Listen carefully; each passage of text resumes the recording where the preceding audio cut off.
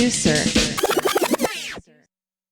I don't know if you remember this show, but do you remember Funhouse did an event with Clark Street Collective? It was at the Clark Street Collective house. And like DJ played. Shout out Nada.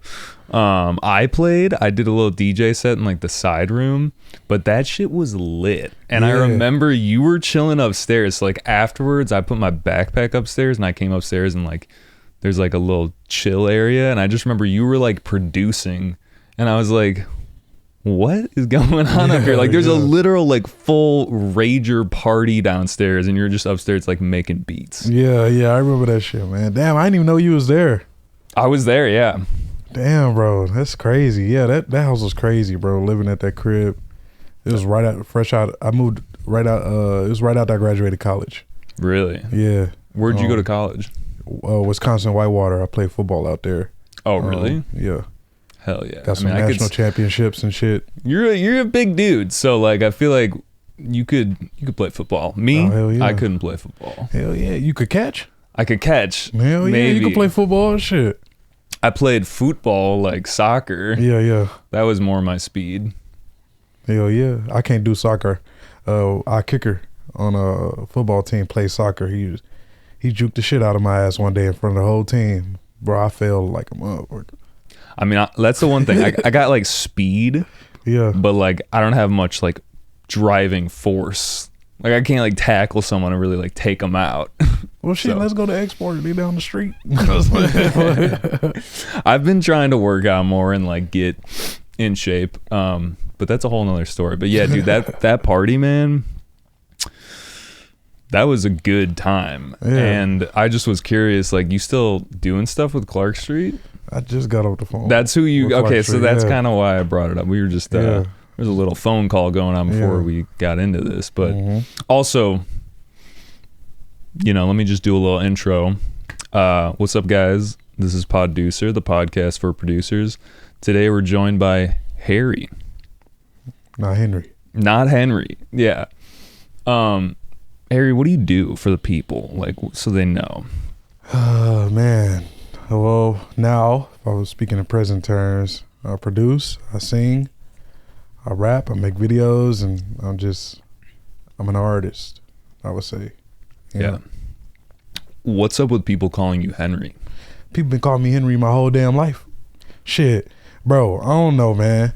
Like, when I hear the name Henry, I'm like, bro, who? Bro, I be chilling with people. I be in the studio with their ass, building rapport with them. Oh, man, talking about his dad, talking about family and shit. His homie come in. Hey, man, meet my nigga Henry. I'm like, oh, shit. Damn, bro, I thought I knew you, bro. I was going to invite you to the barbecue, bro.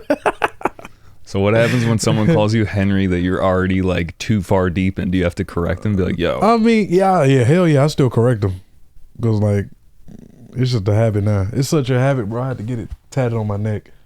Oh, really? Yeah, I don't even be showing people the tat, but if you read it, you read it. But it say not Henry right here. That's hilarious. It's like, man, it's been such a narrative for my life. So I'm like, why do you think it happens? Do you think it happens because your name is spelled with an X? Just so people know, it's HXRY. Mm-hmm. Yeah, it's the X. People think the X is an EN or OR, horny, or whatever. It could be. People think it's all types of shit. Horny. Interesting. Okay. Yo, what's up, guys? Before we get into today's show, I want to take a quick moment to talk about our sponsor, Quake.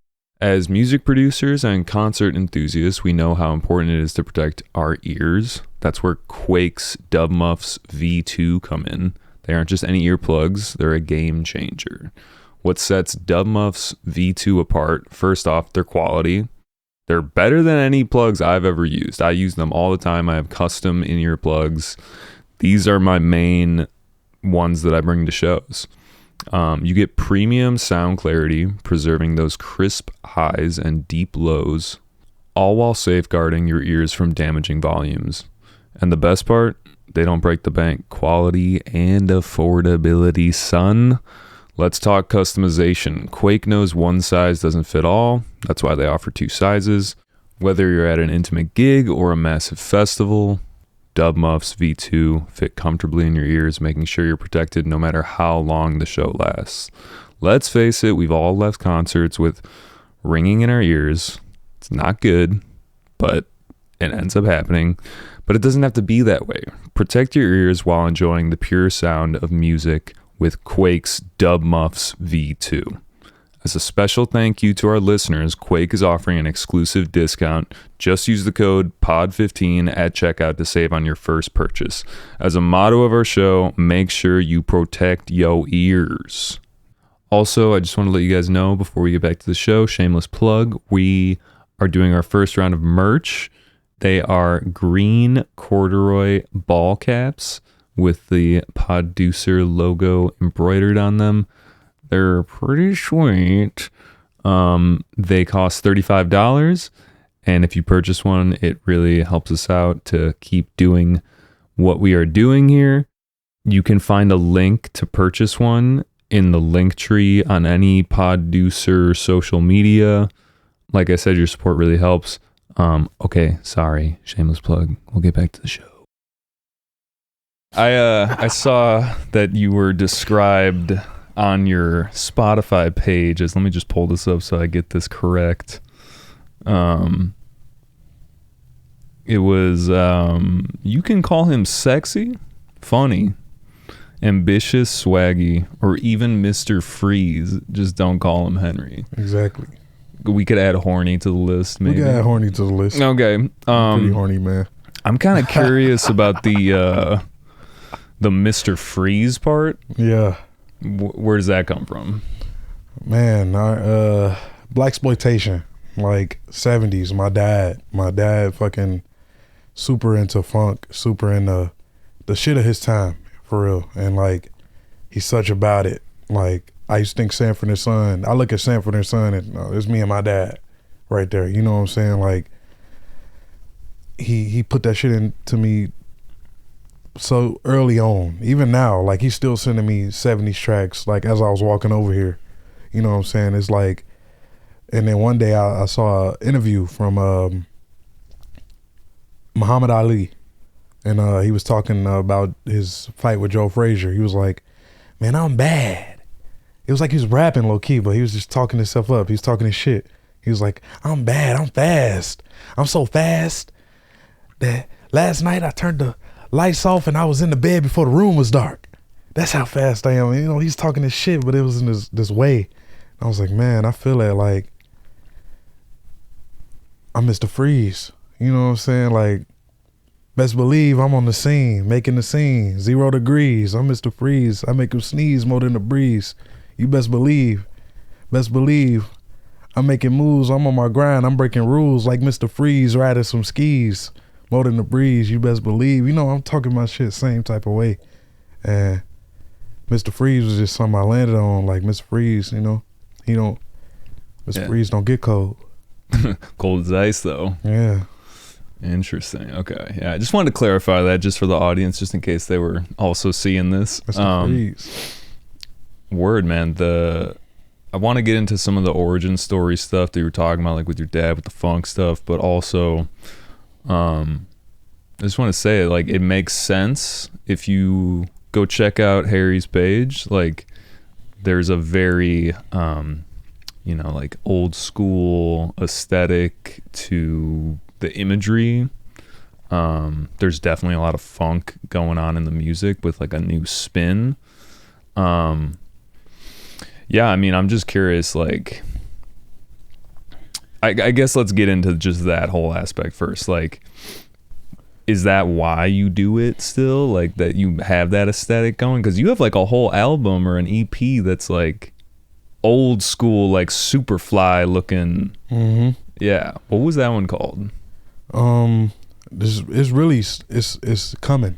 It's not out? It really started with Ooh Ah, you know? Ooh Ah, I feel like was like me actually executing that idea, you know, and putting it out there. And I think this is where I found my home for how I feel about music and just funk and just art and in general. You know, music used to be cinematic, you know, and I love cinematography and movies and that have music that complements your shit. And I feel like I want to do something like that, you know, put all that together. So yeah. And you were telling me before we got into this that like, was that the one that was shot on Super 8? yeah. So like, yeah, it's not like a cheap Hell no, film. Super 8 ain't cheap. Super 8, you gotta pay 5 minutes of footage. $200, $250 to buy it. Another $250 to get it transferred into digital. Paying like $500 for 5 minutes. $100 a minute. So Don't fuck up. yeah, I mean, now in this day and age, everything is you can go back and edit it, non-destructive editing. Like, what was the intention behind doing it? Just to get that really like filmic Yeah, look? at first I originally wanted to do the ooh-ah video on 16 millimeter film because like I look back at Blaxploitation films like Superfly, you know, they shooting that shit on 16 millimeter, and I just really wanted to be right there. Like if you watch this shit, if you watched ooh-ah, I wanted to feel like, when did this come out? Damn, I don't know. This came out in the 70s, you know what I'm saying? Like I just wanted to really insert myself into that time period, and I feel like that was the best way to do it. Just go analog, you know. Yeah. So when you were filming it, was it like every take was like, go check this shit out too, because it looks so fly. Like, but was every take just like, all right, guys, we need to get this right? Hey man, shout out to the co-director on that, my boy Mason Birch. He's a Super 8 guy for real. He knows it in and out, and I gave him all creative freedom on that.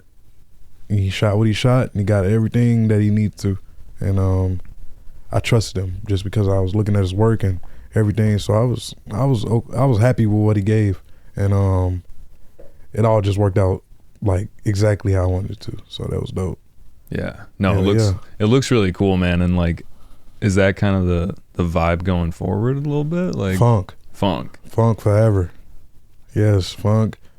And it wasn't always funk, but I feel like I always put funk in my shit, whether it was trap or anything. I love blending genres. I love putting shit together that you wouldn't expect. Like, damn, this folk song got an R&B breakdown. You feel me? Like, damn, this what type of music is this? You know what I'm saying? It's like all that shit start to go out the window when you start making some shit that people could feel. As long as you can feel it, as long as it's potent, as long as it's transparent, it's like people will feel that shit, and they don't gotta have a name. You don't have a name for the most powerful emotions all the time, you know? Yeah. As long as it resonate, you know. I feel that. Yeah, I mean, we kind of just got right into it. Normally I do a little icebreaker, so I think best, just for the audience, sorry, we just got, you know, into some exciting stuff, but best thing to do so I don't skip it is I have a little icebreaker question, which is we'll get back to this, but what was your first concert that you attended? Logic at the Bottom Lounge here in Chicago. Hell yeah. Yeah, it was Logic, and I remember it was when he was first coming up. It was like 2016, and when I saw him, I was like, the way he interacted with the crowd, the way he told a story, the way it felt like from the first song to the last song was everything was intentional, and it took you on a journey, and it was an experience. That was my first time experiencing a concert, so he was always my rubric for a long time on how I do my shows and how I'm engaging with my audience, how I'm talking to them. You know, I feel like talking to your audience is super valuable. A lot of people like to go from song. Damn, who was that? You know, we didn't get a piece of who you were. And I feel like putting that personal aspect into your performance really opens up the door for people to really connect with you for real. Because you could say something that resonates past the music. You know what I'm saying? And people that stick with people. You know, I feel that for sure. I mean, that's kind of like what this show is all about, in the sense that like we can get into like the super technical nerdy shit about producing and making music and like listening to music even, but I think what's really important is hearing what the artist has to say. And yeah, some people are, you know, there's men and women of few words. Mm-hmm. But for other people it's really important, and yeah, that is very much in line with what we try to do here. Also, Logic is killer. Like, he gets a lot of flack. Yeah, he do. I see why though. But at the same time, it's duality of man, bro. Everybody got two sides to him, and You don't gotta always look at the flack, what gets him the flack and shit. You got something valuable to say, I could take that. I mean, he's super talented. Also, like, I don't remember when it was like 2021 or something. He dropped an album and he was going on all the interview circuits and talking about how this is like his last album. Like he's you know, out of the game. But then like a year later dropping another album and like another one after that. So, I mean, I feel like even just in that, like that gives someone something to stand on to give him flag. It's like, you said you were done. Yeah. But what happened? So... I've always really liked Logic. I mean, hell yeah, he's a super technical rapper. Hell yeah. And he's got an interesting story. I fuck with him too. Yeah, I used to listen to all that shit on 2016, riding, doing car road trips from here to college, Wisconsin and shit. Listen to Logic, Hobson, all that shit, Tech Nine. Oh, I love Tech Nine. Yeah. My brother loves Tech Nine. He got me super into Tech Nine. I mean, another really skilled technical rapper. Like, he's really quick. Both of them are really quick. Yeah. I used to always, but what started for me was Lil Wayne, period. Lil Wayne. Like, Carter 3, you had to be there. It's one of them you had to be there type of moments with Lil Wayne, bro. When this come up, he was on every damn song. People come, he on the remix and shit. Ain't nobody listening to the first half of the song. We skipping right to the Wayne verse. Like, you had to be there. Like, he killing every song. And it was like, his wordplay, man, that shit was like inspiring. To this day, I still like. I probably ain't even heard the song in years, but I still remember the wordplay. You know what I'm saying? It's like that type of shit, man. That's real technician, bro. That man's a technician, bro. He breathes, lives, sleep, eat shit, rap to the point where the shit he doing, bro. Is a science. Technician, that's just a cool word. Like, but yeah, I agree with that. Like a practitioner, like that's what he does. That's what he does. Yeah. I mean, I guess since we already got into this, like, this is just that typical rap question. Top 5. Do you have a top 5? Shit. Top 5 rappers.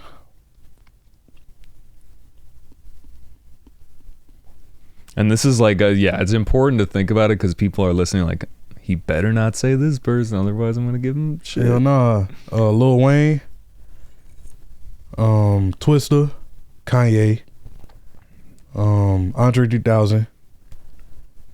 Who else? Fucking.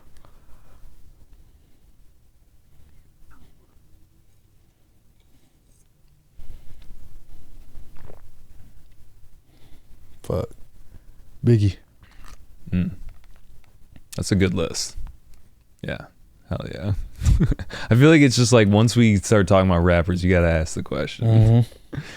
All right, man. Well, also speaking of Andre, he's got like, I just saw today that he's announced like 3 shows in Chicago for the Flute album. He doing that shit at the conservatory. He's doing it at the conservatory, Lincoln Hall, and the Salt Shed. Oh, damn. I didn't know it. I didn't know about the other 2.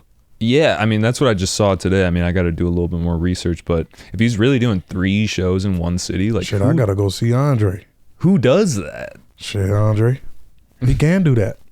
You feel me? Like, that man goated, bro. People want more from him. You know, he in a whole different era of his career right now. I resonated a lot with what he had to say, just talking about, like, his life experience and now doing the flute thing. I mean, it's not a flute, but like people are calling it a flute. It's a type of woodwind instrument, something like, but yeah, it's really cool. I mean, especially at a conservatory, just being in like the nature of Chicago. It's not nature, but that's a cool spot. And I could see that working really well for him. Hell yeah. Yeah. That's that Erykah Badu that rubbed off on his ass. Now he want to be around the leaves and greens and shit.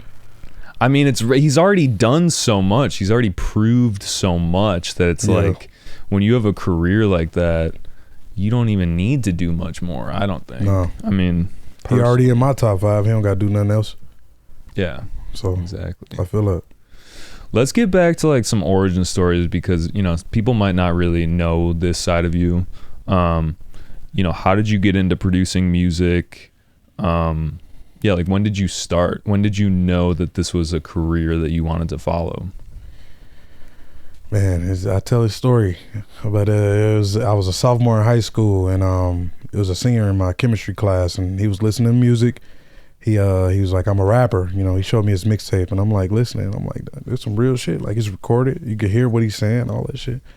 I was like, shit, I'm a rapper too, you know. I listen to rap, you know. I freestyle and shit, but I ain't had nothing out. He's like, yeah, you got a mixtape? I was like, hell yeah, I got a mixtape, and he was like, bring it to school tomorrow. I give you $100. To buy the mixtape, or just $100? That's a lot of money. Yeah, give me $100. Did he think that you were maybe fronting? Yeah. So I was like, shit, I was on it. I went home. I downloaded like 7 YouTube beats. I didn't even have no microphone. I downloaded Audacity. I just YouTube University my way into having a track. Fucking recorded some YouTube industry beats, recorded some shit through. I didn't even have a microphone. I had a web camera, and I used that as the input. And you know, web camera in fucking 2000 whatever. I could not even imagine the sound quality of a microphone. No, it like wasn't EQ'd. It wasn't compressed. I didn't even know shit about it. So I just knew my voice was there, and so I showed it to him the next day. You know, I put it in his ear. He listening to it. I'm waiting to see what he say. I was like, yeah. What you think? He's like, man, this shit ass. I was like, man, fuck that. Give me my $100. He gave me $100.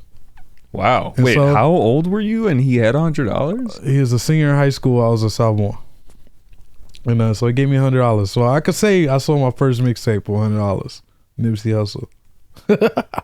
Wow. But do you still have those recordings? Shit, I wish, bro. Or maybe it's better that they're just not non-existent. Yeah, you don't need to hear them. It sound like a damn, I don't know. But everybody was around the school like, damn, how you record this? How you do that shit? I was like, at the crib, you know? So I started putting all my homies that wanted to rap too on Audacity, put on my homie laptop. We used to go over his crib and just fucking no microphone, no sound control, just yelling into the microphone while the beat's still playing. And fucking now we got tracks. We got shit like that. And it's like, damn, we keep YouTube and the MP3 this shit, man. We got to have our own beats. So I saw the Pepper one day on the internet. I was like, it's FL Studio. Okay. Got that shit. And the Pepper. I was like, wait, what? Yeah, I saw the Pepper. I'm like, what's this Pepper shit, you know? So I downloaded it, and I never looked up a YouTube tutorial on how to produce. So I just figured out the program myself. So if anybody ever watched me produce, it's a little wonky. But that's what's weird about your style? Like, what would someone say that they'd be like, wait, why is he doing it like if you watch somebody on a YouTube tutorial, they go teach you how to do that shit, how it was meant to be used. Like me, I'm fucking using, I'm just now learning about features that FL will fucking have, like, to this day. Like, because I didn't learn the formal way to produce. Like, it's all over the place, bro.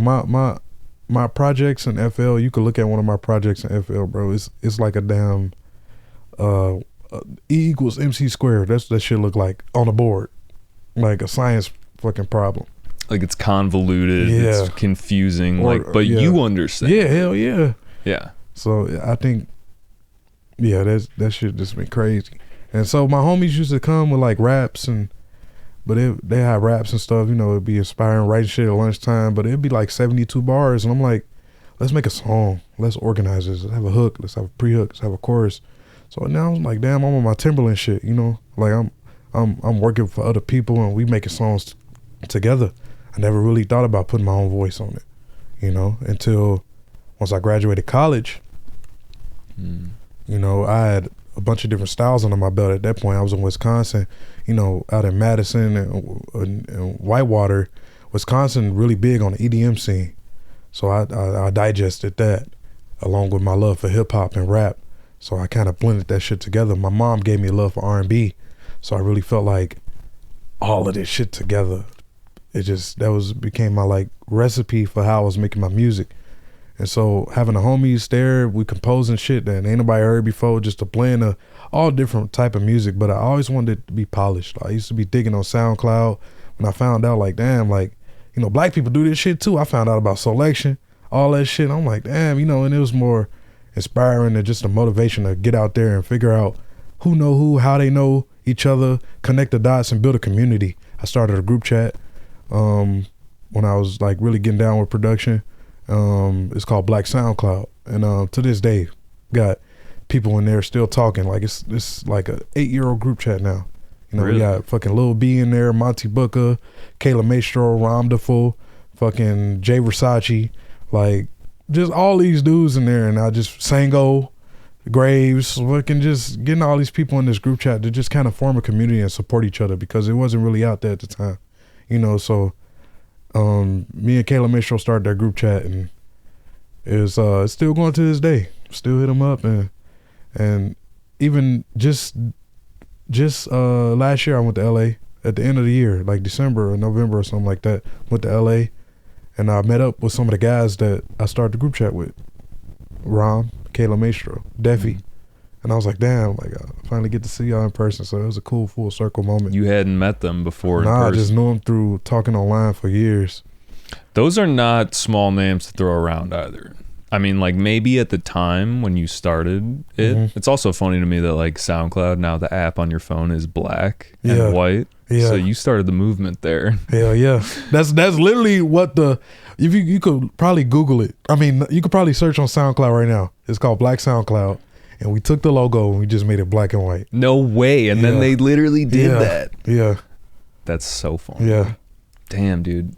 I just like those SoundCloud days were something. I mean, they still here, bro. But I feel you. It's just different. A different landscape. yeah, I remember seeing your name just because I was digging, and you mentioned Soulection, and we can get into that too. I mean, yeah, I remember your name. I remember all those names that you're talking about. They're still doing stuff. How does it feel to have very recently been on the front page of the Soulection page? How did that happen? That shit was crazy, bro. I'm on the phone with my boy Zayfire. Shout out Zayfire, from my boy from Canada, Montreal. Met him through SoundCloud. And my boy for years. He ended up coming to, first time I met him, he came to watch some American ass football or watch Super Bowl with me. You know, it was new to him. He never seen that shit. But shout out to him. And it was crazy. I was on the phone with him, and I'm like, damn, all these people following me. What the fuck I do? I thought it was something wrong, you know? And I checked. Like, how many people? Like, on Instagram, bro, on SoundCloud? Like, bro, it's just it like... was everything. People just, oh, somebody like your track. Somebody like your track. You know, SoundCloud still. I'm like, damn, people checking the SoundCloud. It's been dormant for a little bit, but all of a sudden, boom, boom, boom, boom, boom. Like, fucking Instagram. I'm like, what the hell? So I check and I see Soulection tag you in the reel. I'm like, damn, they didn't hit me up and nothing. I was like, that's love right there. So I was geeking. I saw I'm on the front page. They ain't, you know, when you upload a reel, you could say, just put this shit in the reels and not put it on the main page, not on your profile. They put my ass on the profile. I was like, oh shit. That shit crazy, bro. People still fucking liking it, and it just remind me of times when I've had times like this, you know, people hitting me up from fucking New Zealand, South Korea, oh, I love your music and all that. And that just goes to show, like, as many times I be in my head, it just take you that one time to just say, fuck all that shit and just do it. And you never know what come. I didn't expect for that reel to do that. I just wanted to do something, and I call this the year of the Blitz, 2024. Like, 2023 was the year of preparation for me. I feel like this year is just do it. When you get anxious, when you get anxiety, and all that shit is, I work with it. I use it as a rubric. If I'm anxious about this, it must be something that I need to be doing. So I got anxious about making that reel, made it, and shit come of it. Never would have happened if I sat on that feeling. So did they didn't like collaborate with you? This just like happened and you were just like, oh shit. Hell yeah. Yeah. Yeah. I met Joe K. I've been seen Joe K a couple times this last year. Went to his show. Linked with him and finally got to be face to face with him after, you know, being an online presence for hella years. And his ass was like, I was like, yeah, well, my name Harry. He was like, who? I was like, Harry, boy, you put me on the show a couple times, boy. I be producing Aaliyah shit. I know he love Aaliyah ass, so I know I had to name drop her. I was like, oh yeah, I know Aaliyah. I was like, yeah, I'll be yours. I produced that shit. He was like, oh, my dog, but he was real love. He dabbed me up like 8 times in a row, like on some funny shit, like slap, like just kept doing. I was like, yeah, you know what I'm saying? So he kind of put a name with a face and all that shit, and it was good to link up with him. I went out to my boy Mars' crib, and he showed up for the birthday party. And so it was always like getting a little bit more exposure to this man. I used to just be roasting his ass on Twitter, calling him Rey Mysterio all the time. you know, on some funny shit. That's all. But like now it's like really good to actually have a relationship with this person and just you just never know where that shit take you and what you could build together. So yeah, man, we had a Moide on the show, and he was talking about how he had a similar experience where he put something out and it ended up on a Soulection radio, and his socials were just booming. Yeah. After that, like his SoundCloud, whatever. And he actually had a funny story. He said that Joe K has the softest hands. Would you attest to this? Bro, oh man, he looked like he got some soft ass hands. But I don't remember, man. I was probably just cheesing in his damn face. But shit, yeah, I would agree. Soft, bro. Look at him, bro. He listen how he talk, man. He talk like he got the softest hands, like he put on lotion every 2 hours, boy. Fucking just cause it's a routine. He just wake up and rub his feet with lotion type shit. Future beats, collective soul, timeless sound. Bro, you better be putting on lotion talking like that. That's fun, dude. And all those people that you were talking about in the Black SoundCloud like group, like I feel like a lot of those people have made their way onto Soulection or have been somehow involved with it. Was that like a goal in mind, or I mean, not for the whole group, like you're not going to speak for the whole group, but like I'll say the goal of the group was just connect us and have a community within just Black creatives. You know, Chuck was in there and shit, like just had as many people as we could think of that was doing their thing on SoundCloud, and so we could all support each other. That's what the group was. And you know, once SoundCloud had its crash and they tried to fucking make it all major label-y, and people start migrating to Spotify, Apple distributors, you know. And I think the culture's still there. It's just not on SoundCloud. Well, it's tough now, and we've talked about this a lot on the show, that it's like a lot of repost chains, and like you almost have to be involved with some of these repost chains, otherwise you're not really like competing. I mean, do you feel that? Do you feel that way, that it's just like it's a different game now? It depends. It depends on what you make and what you're putting out there. And because repost chain, it was a hella calculated way to do things, guaranteed way to get your shit out there. But now it's just like you can still do that shit. You just gotta put yourself out there. I think a lot of it's the age of content now, and everybody get plagued with seeing content as a dreadful thing. You know what I'm saying? I've been there. You know, it's like, man, I don't want to do this shit. I don't want to be all TikTok-y. I don't want to do this. But I guess I had to get out of that mindset of being like, the content is a tool. You could get people to your page even when you're not dropping music. It's songs I've made for the reels that's not even real songs I've put out on DSPs. Like, it's just for getting people on board to see what you do. A lot of people simple, you know, they want to see you do the thing that you do, not just you put the song out and say, I did this thing. No, they want to see that shit. You know what I'm saying? And once they start to see it, now all of a sudden, let's say you've been producing for 10 years, you put out, and then you never put out a video, you're producing. Now 10 years into it, you put out a video. Damn, you produce? Because they saw it. You know, it's like, it's that simple. Like, just showing people these things and getting that exposure out. It's like, yeah, just you got to really put that shit out on a platter for people. And taping a camera to your ceiling, doing the zooms and shit. Hell yeah. Yeah, your studio setup is nice. Yeah, thanks, bro. A nice little room there. I've been building that thing up since I started. I remember my dad gave me, first speaker I had was a damn Milwaukee snap-on speaker. Mechanic. People that do construction. Yeah. That was my first little speaker. Yo, Milwaukee makes some good shit. Yeah. I have this theory, and now I'm gonna just like break it to people, is that like, you know, like Carhartt, it's real trendy. Like, you go to Wicker Park, or you go to some trendy area in your city, everyone's wearing like Carhartts if it's cold out, if you live in the Midwest. I feel like Milwaukee is gonna have its time in the sun. Like, all the hipsters are gonna be like, oh, we gotta wear Milwaukee jackets. Hell yeah. It's gonna be throwback. Watch. You see how damn Lil Yachty brought Echo and South Pole back, whatever. It's gonna be the same thing in Milwaukee. Everybody gonna be wanting goddamn mechanic apparel. Yeah, we're going into the utilitarian age.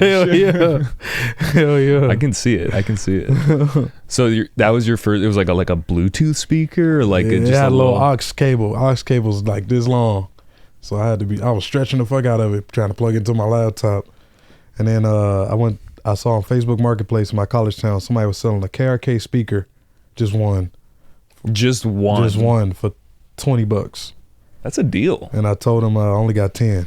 Deal. They drove it over. No way. So they gave it to you for free, basically. Yeah. They drove it over? Yeah. Damn. They were desperate. They were like, I got to liquidate all my shit right now. So I was had the KRK speaker and the Milwaukee snap on. That was it. And my dad saw my KRK. He was like, damn, I want one of those speakers right there, son. Sent me to Guitar Center to buy 2 silver platinum limited edition KRKs. And I was like, damn, you don't know what this is, Dad. Like, let me hold this for you. You know what I'm saying? I'll give you my KRK, and you take the Milwaukee back. And so he was cool with that, and let me use what he bought. And yeah, that was just part of my setup. And I just kept building from there. I needed a bigger monitor. Shit, got 2 monitors, and just keep making it what it is. I feel like I don't really need nothing now. Everything else just luxury and fucking whatever. I got everything I need, I feel like now. Yeah, I feel that way. There is this like gear lust that you're like, oh, dude, I want to get. Yeah, you get caught up in that. Oh, it's easy to get caught up in that. Like my latest thing has been lighting just for the podcast, but also like boom arms. I'm like, okay, I'm gonna drop like $70 on a boom arm. Yeah, like I don't need that. No, I feel it. But it's nice. It's part of the game, man. You get caught up. You get caught up in. Dude, you get real caught up. I'm on Facebook Marketplace all the time, just scouring to see if anything pops up that I'm like, maybe I can get a deal on that. I don't know.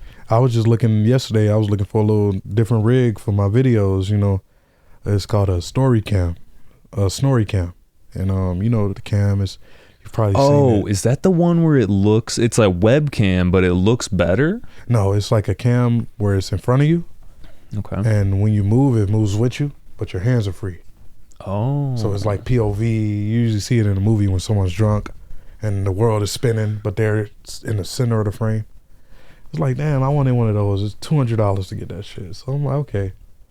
There's a thing where it's like you can upgrade certain pieces that you have. Like, this is a boom arm. I don't need like a better boom arm, but you could get a piece of technology that actually is new and something that isn't in your arsenal. And or you can make it. That's true too. You can make something. All the time, you ain't got the damn budget to be dropping. You're just taping shit everywhere. Shit. I use a shoestring. I put the tripod on my chest, put a shoestring on one, put a shoestring on the other, and tie it around the back of my body. So now I got free hands. Yeah, that works. Yeah. I have this little thing. It's like it's right here actually. I have this thing that my brother got me. It's like a $10 thing. You put it around your neck. It's gonna fit. Oh, that's lit. And then you put your phone right here, and then you can just be hands free. Yeah, that's lit. It's good for the couch because you guys can see this. Because like, you hold up your hand and you hold up your phone, like your hands start getting tired. Yeah. So I don't know, man. Like pinky getting tired trying to hold the damn phone from slipping out their hand. Yeah, I got big ass phone, so. Pinky always clutch. You gotta hold it like that. Pinky's up. Yeah, you can't hold it like. How the hell they expect you to type like this on a big ass phone? No, yeah, it doesn't work. Yeah, that's good for the toilet too. Anyway, so let's just get back to like you're producing. You got new speakers. You're working with people. Like, have you? So you went to school in Wisconsin, right? But then you moved back to Chicago. Yeah, because I had a capstone to do. Senior. Got to make, we had all of the kids in my course, in my program, we had to make a little final video or final whatever. It had to be audio or video centric. I was like, let me do both. So I made a beat and I want to make a music video to it. And I needed actors. Linked up with a guy on Instagram. And we ended up, his name John from Chicago, still homies to this day. And he was like, I like your music. I was like, shit, I like your photography. He was like, well, come shoot with me. Drove from Wisconsin down there. Crazy ass story. Ended up getting arrested for the first time. No only time way. I got arrested. What happened? Bro, I linked up with some dudes. he was like, man, this my homie. I was like, I don't know they ass, you know what I'm saying? But he's like, oh, I gotta go. I was like, damn, I just got here. Well, you can hang out with them. I was like, well, shit, what y'all doing? Well, we finna go to the Palmer House and take pictures. I'm like, what the Palmer House is? I didn't even know, you know. We go to the hotel. We go in. It was like, whatever. We finna go in the lobby, take some pictures. That's what I'm thinking. We go into the elevator, go to the top floor. We go into this door. I wasn't even thinking. I was on my phone. And then 2 steps later, I'm on the fire exit. I'm like, what the hell? I'm just looking at my phone, walking with their ass. And now I notice I'm on the damn fire exit. And you can't get back in the building. So we on floor 29. And we, only way is up, you know. So we go on this ladder. It's like 10 feet, 10 stories of a ladder. No back. 10 stories of ladder? No just... back. No back. No like guardrail. Yeah.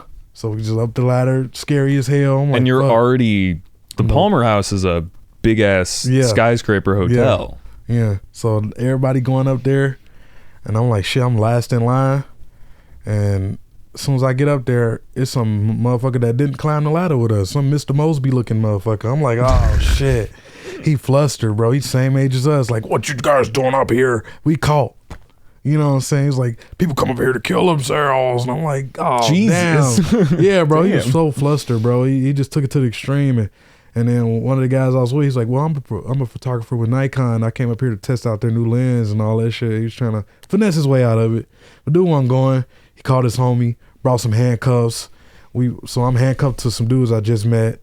He didn't even have enough handcuffs for us to be individually handcuffed. So I'm buddy handcuffed to another dude. Oh my God. And we just fucking go into the old security closet. Police come, like, what happened? They went into an area that they weren't supposed to be they're taking in. These kids, I want them arrested. He's like, what are they doing? He's like, were they vandalizing? Were they, you know, destruction of property? He's like, no, they were taking pictures. He was like, you caught us for some kids taking pictures when there's a 13-person stabbing going on in Millennium Park right now. So the cops thought it was bullshit too. Whole time I'm like, damn, bro. So that was a crazy ass story, bro. I ended up going to the goddamn cops saying, well, y'all getting arrested. Call somebody. I can't call my mom. I just came home for the weekends, Memorial Day weekend. I just wanted to come home and get this knocked out, go back to school. And I called my cousin. Say, hey, cuz, bro, I got arrested, bro. And I was like, don't tell nobody, I got arrested. He was like, what? He was like, hey, Harry ass just got arrested. I was like, bro, I just told your ass. He did the exact opposite. Yeah, bro. So it was a journey, bro. I ended up fucking going through the booking system. All that shit's crazy. I ain't went to court. They dismissed it, so it's not on my record now. But it was most definitely an experience. Getting to know these people, met some people. Were they cool people? Yeah, bro, it was goofy as hell. Two of the dudes was cousins. And we got in the paddy wagon, bro. We got arrested, walked down the lobby, did the walk of shame. Everybody looking at me. I'm like, God damn, bro. I look profiled like a motherfucker. Getting in the damn paddy wagon, the lights cut off in the paddy wagon. The cousin being goofy still. The lights cut off. It was like, poof. He was like, hello. His cousin was like, shut the fuck up. It's your fault we in this situation. I was like, this low key funny as hell. But then I'm fucking. We get to jail. Goddamn. It was like dude was like put us in the cell. It was like, man, I want to get y'all out of here. It's the weekend, the holidays. I got to get home on my family, and we go get through this process as quick as possible. Do some paperwork. I was like, cool, finna get up out of here. You know, I go back to school. How long is it about to take? He's like, well, we do the paperwork. It take about 7 hours. I'm like, 7 hours. So I'm in the damn holding cell with these motherfuckers. And we talking. I was like, well, shit. I'm Harry. Might as well get to know y'all ass. You know what I'm saying? So we talking and shit, and one of the dudes his dad was rich, and he shunned him because he wanted to be a photographer full time and not own this business and get it handed down to him. Interesting people. So, and then all of a sudden, they was all across from me. I'm the only one on this wall. It was like a bench, empty area. So I'm talking to them across from me, and getting to know him and shit. And all of a sudden, I hear outside the cell, oh, you the person that like to stab people. I'm like, bro, they caught the person that was stabbing. Got the guy who was stabbing? Yeah. Oh my God. And so they finna put him in the cell, and I hear with you guys? Bro, they walking right to our cell. I hear the keys unjiggle. I'm fucking nervous. It's they got us handcuffed to the bench, so it's a handcuff on the rail, so we can't even get up from the bench. Oh, you're cuffed in the cell. Yeah. But like I one hand free, you know. And it's the other cuff. It's a cuff next to me on the left, cuff me on the right. I'm like, I'm finna hide these motherfuckers. Ain't no cuffs in here. Go try another cell. But then I heard the key jingling. They opened up the next cell. I was like, oh, thank God. Crazy. That's crazy. Then it was like a whole little experience, bro. I'm going down the criminal justice system now. This boy fucking dude was like, took a fingerprint, thumbprint, whole palm and all that shit. He was like, I was like, damn, you gotta get the whole palm? Whole palm, every single individual finger. I was like, damn, you gotta get the whole hand? He was like, oh, we got somebody to know how to read. I was like, man, I'm a college educated man. What the hell are you talking about? He's like, yeah, they all say that. What college you go to? I was like, University of Wisconsin, Whitewater. He was like, I ain't never heard of that shit, but I believe you. He's like, well, you like a big man, Mr. Green. You play sports? I was like, yeah, I play football. He was like, well, here's this, Mr. Green. You see that hallway right there? I'll race you down that hallway, down and back. If you beat me, I'll let you go. I was like, I saw the end of the hallway, it was an exit sign. I'm like, bro, if I race you down Was he tempting you? It was like, yeah. Oh, no. I was like, bro, if I run down this hallway right now, I'm not running back. I'm fucking leaving this bitch. But it was funny as shit. And I'm linking with the dudes. He put me in a holding cell. It's a metal toilet. Stereotypical looking shit. Shit you see on TV, bro. I'm in a little metal cell doing push-ups and shit. And I'm just sitting there waiting. He's like, well, you're looking like you've been in there for a while doing push-ups, doing like chin-ups bro, and shit. I'm telling you, bro. And then they ended up putting the dudes that got arrested with me next to the cell, so I couldn't see him, but I could hear him. He was like, hello? I was like, yeah, what up, boy? I was good. So we was fucking doing shit to kill the time, playing Never Have I Ever, push-up contests, anything. And then we got out of there. Once I got out, it was 5 a.m. I got some ice cream and drove back to Wisconsin. Damn. And so the guy that hooked up the whole thing, John, he was like, how was your weekend? I was like, bro, it was crazy as hell. I got arrested. And then... Did he feel bad? He felt bad. And then I told him I needed an actor for my capstone. And then he was like, I know somebody. My boy Noah. Noah, who owns Clark Street now. He invited me to live with him after I've been driving so many times to film this video for my capstone. And after I started living with him, I graduated college, started living in with him. We did the fun house stuff at the Clark Street house. You know, you came. Sick. I met Great Camden. event. I met my boy Jake, Ellipsis. And it just kind of started my post-college adult life after that. Yeah. And then you got tapped in with like the Reset events, which is Cam Stacy's baby. Mm-hmm. And that's where I met you at those events. Hell so you yeah. started playing shows. Like you, at that point, had music. You're, doing live stuff. Like, and so do you just keep doing that? Yeah, I just kept doing that. I talked to my boy Jimmy Kurz. He was also in Clark Street. I was coming up with strategies for 2018, how to start the year. He's like, a song a week. It's like, all right, shit, I could do it. So I started doing it. And my following was just growing. And this was all on SoundCloud? All on SoundCloud, song a week, just a beat a week, or whether I traveled somewhere. I met Chromanichi in Austin, Texas, met Jay Kutch, went down to South by, linked up with a bunch of guys, ran in a Nardwar, didn't even know who he was at the time. Wow. But I fucking chased him down the block just because somebody said, oh, that's Nardwar. I'm like, I'm on some funny shit. Let me just go see who he is. Like, what up, Nardwar? He's like, hey, how you doing? I was like, he like somehow knows stuff about you and you're just like, get away. Bro, it was crazy as hell. I was like, what you doing down here? It was like, just checking out some music. I was like, well, hell yeah, bro. Good to see you. You know what I'm saying? I didn't know what to say to his ass. But it was cool, just like, I did a lot of traveling, in my early career, just to really get out there. Especially, I've been in Chicago my whole life and I never really traveled. I didn't do the family Disney trips and all that shit, so I just, once I got the chance to travel on my own, I had a purpose to do it because I wanted to meet these people that I've been looking up to and listening to and connect the dots and build a relationship as opposed to just keeping it online and stuff like that, And I just always saw it as a roadmap for me to just keep getting deeper into that for my career. And so it was like soon, really around that time, you know, living in a Clark Street house, meeting people in the Chicago scene, met G Herbo there. It was crazy. Through a video, made a video in my house. Cops got called. It was crazy and all that shit. We got kicked out of the crib, and I started living in Logan Square for about 3 years, and that's when I really hunkered down on doing vocals. And that was like COVID. Mm-hmm. Yeah. Yep. So I put out my first project, Peace of Mind, right before COVID, and did a sold out show at Sub T. I actually was curious about the Peace of Mind, because that's the one with like the girl, or it's like a picture of like a rainbow girl with the sun. That artist, I remember I had a Tumblr blog like about music, and I remember seeing that artist on Tumblr. Did you reach out to this person to acquire like the rights? Like, what do you have to do for that? Just hit them up. Sick album cover. Check it out. Like, thanks, man. Showed him the work.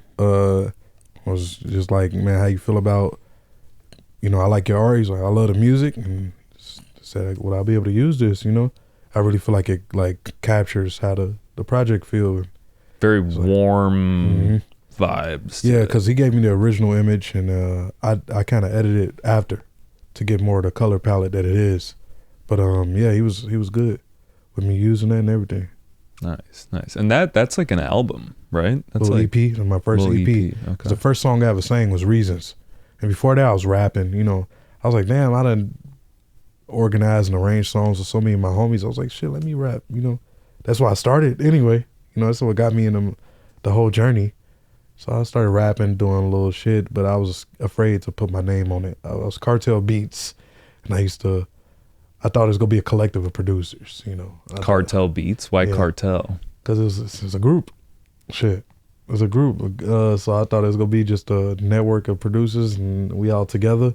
And then it never really happened. And I was like, well, shit, let me just drop that, and I'm Cartel.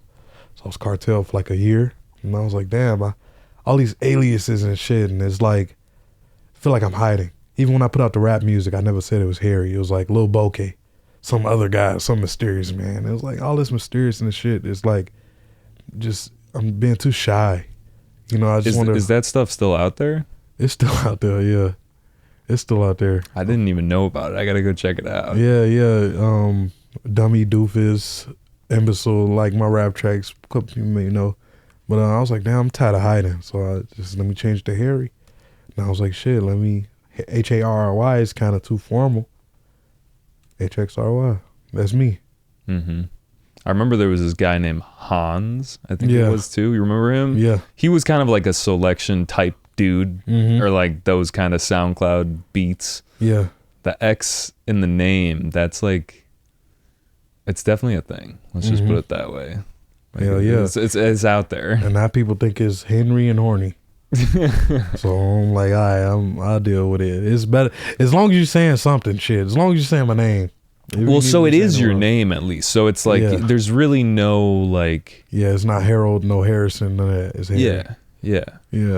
It's kind of nice because then you can't really ever go wrong or feel like your name is incorrect because it's your actual name. Nice, man. Well, I feel like we should listen to a track. We started talking about. It was one of the more recent ones. Ooh Ah. Should we run that one, or do you want to go into any other one? We can run that. All right, let's run that real quick.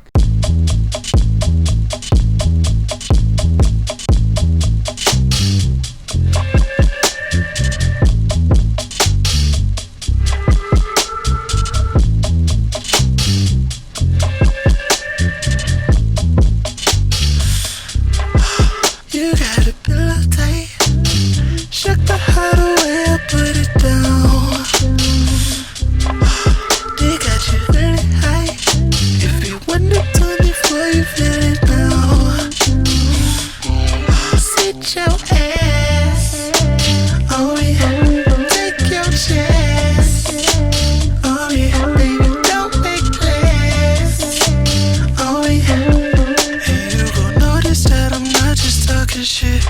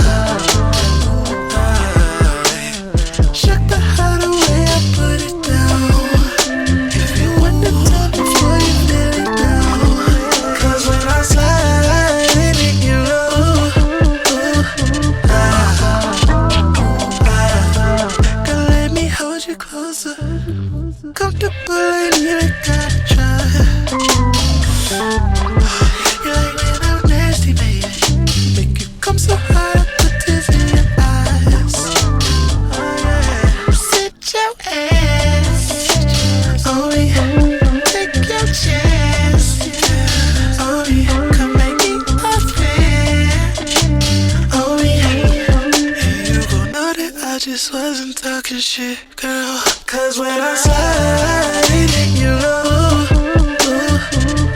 let me slide around. When I slide, you know,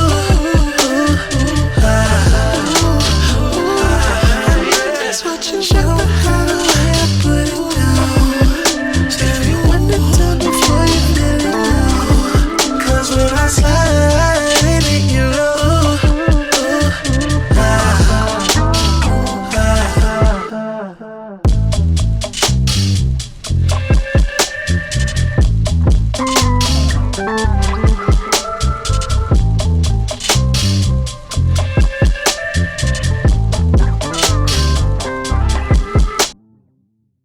So you wrote that on a plane? I wrote that on a plane. It was in quarantine. Flights was cheap. Everybody saying stay in the crib. I was like, shit, this is $30 flight. Shit, I'm finna go. Where'd you go? I went everywhere, bro. I was a little hot boy, man. I used to be doing the wrong things out here, bro. That's okay. We don't have to get into that. We don't have to incriminate anything. Yeah, I was a little hot boy out here, you know, making my dues, sliding in DMs and being a little hot boy. But I was making trips in Florida. It was something real special. And I remember the whole time I was talking to the person, it was like, you know, I was talking up my game, you know, it was like, I ain't just talking shit. So when I went out to Florida, I kind of made that known. I was like, shit, I need to write a song about this. My boy T Watt just sent me the goddamn beat. And shout out T Watt, just got a J. Cole placement, boy. And it was love though. I was like, damn, this some new shit. It's for like some damn Justin Timberlake-y ass, you know, falsetto joint. I always want to do a joint like that. Straight falsetto, like, you know, remind me of like pop music, like more like pop soul music. So I really fucked with that. Yeah, man. I feel like it's funny because like we're talking now, you have a deep voice, but like your voice in that was nice and in that falsetto range. Yeah, yeah. I used to do choir in high school. I was tenor one, and I was always loud as fuck. And bro used to put me in the back, and I used to be goofing off in choir so much. I was a senior in freshman choir because I used to be laughing and making jokes the whole damn time. He never wanted me to go up to the next level of choir because he said I was too damn goofy. So I was like, man, fuck it. I'm with the freshmen in the senior year, just hitting runs and shit. And we doing a damn folk song. I'm hitting R&B runs in the back. He's like, God damn it, Harry. What are you doing? Go sit in the hallway. He used to be that type of shit. But I guess like it got its value. You know what I'm saying? It just like you couldn't stop the funk. Dude, I also do really like that beat. It's got a real nice swing. The bass line's high. Hell yeah, my boy Aiden Carroll, met him out in LA. When I was out there, I showed my boy Mars the record, Mars Today. And it was before any extra instruments was added on it. T Watt sent the beat. I used part of it, looped it, and I was like, man, pitched it a little bit. I was like, that's all it need. You don't need to switch up and nothing like that. Had my boy play some guitar on it. The little motif. My boy Aiden Carroll played that. And I was like, damn, I got me a little joint right here. Like I was proud. I was gonna put it on my album, but I always saw a bigger vision for it than it to just be number 8 on my album. You know what I'm saying? It was more, it had single vibes. Yeah. So I was like, man, this need to come together, and I just knew it sound funky as hell. I was like, this is time for me to bring, you know, my personality, my upbringing, and just really show who I am into my music. Yeah, the funk. So how often are you getting tracks from people versus producing your own? Because I mean, you're very capable of producing your own too, but obviously if this one you're just like, dude, I want to get on that track. Like, hell yeah. Like, I know I got a certain sound. It's good to mix in my sound with other people. That sounds like your sound though. Like you could have told me you produced that, I would have been like, yeah, totally. Yeah, that's why I was fucking with it heavy. You know, I did my little sauce to the bass, you know what I'm saying, make it a little thick. Was that your sauce? Yeah, a little like beefing it up and shit like that, yeah. And but I ain't really do much to it. But when I heard it, I was like, hell yeah. Like, I ain't never against working with other producers, especially if I ain't even touching the production. Like, if some shit cold, it's cold, you know? And that allows you to just like work on the other part of your brain that's just, let's write a hook, let's write verses, whatever. Yeah, I always love melodies and shit and just traditional song making. I used to be having a little CD player on the bus at school, just listening to melodies and shit. I remember my mom used to buy me little CDs from before it was FYI, it was called Coconut, and mom used to go there, always buy CDs, buy me CDs. She bought me the Sammy CD, Chris Brown CD. I remember I had a CD player, little AA batteries, and I ain't had no headphones. I took my computer speaker, put it into the CD player, little round CD player, and just have it on the bus and play music for other people. We just all be riding to school, listening to my little CD player contraption. You always had a contraption, it sounds like. You're just like, well, headphones. It has an auxiliary port, so we can plug it in? Yeah. All right, let's go. I was always the guy walking around the school with headphones on. Like, music was always there. Like, even my family, my dad a drummer, my dad played bass. My mom, she was choir director, she's a singer. But that's not their, like, what they do for money. You know, when I came in, I'm like, this is what I want to do for money. You know what I'm saying? It was like, why you want to do that? I was like, damn, y'all was doing it. Like, what a love it. But it was love after they saw the shit that I was doing with it. You know, the people that's hitting me up from, it was bigger than Chicago. It was bigger than stuff we was doing. I was getting, like, I'm getting reach that's not local type shit. And it's like, I'm showing them and I'm making songs that I want them to be proud of. That's how Reasons came about. You know, Reasons was the first song I ever sang on, and Majestic Casual picked that joint up. And that's no small feature either. Like, they're big. Yeah, and that was love. Like, people from all over just hitting me up. Oh, I heard Reasons, oh, this, that, and third. Even today, even last year, it just got placement on Bel Air, on Peacock.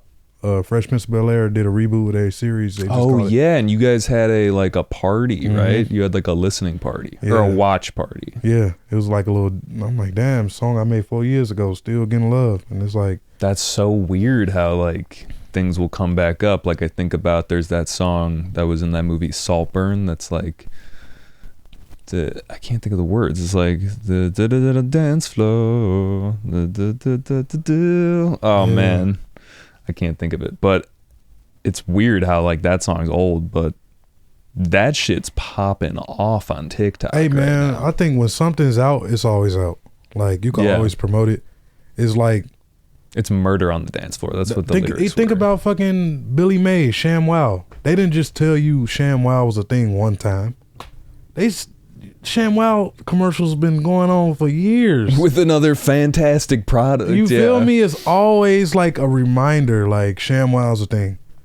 OxyClean. You drilling into people's head. That's what content is now. TikToks drilling into people's head that this is a thing, and there's no time date on it. It's like, especially if it's good, you know, that's a whole nother conversation. Classic music always stay, but once something out, you can always promote it. You can always say, "Here's my Shamwow." Oh, here's my Shamwow.